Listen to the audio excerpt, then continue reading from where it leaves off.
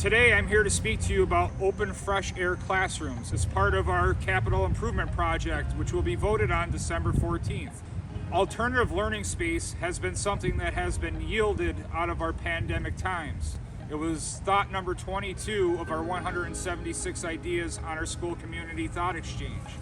Bringing kids outside is something that our teachers have been regularly doing for many years, particularly our arts and science department with Cayuga Creek in our backyard. As a photography teacher here at DHS, I am consistently looking for new and interesting areas of the campus to photograph. I can envision using this sort of space as a classroom, but also as an outdoor photo studio. Having a permanent outdoor structure to use would be so helpful to really enhance the experience for my students in so many ways. The ability to complete a photo shoot assignment and then retreat to a covered space with tables and chairs to edit, share, or critique would be so helpful. An outdoor classroom is a change of pace from the traditional classroom environment.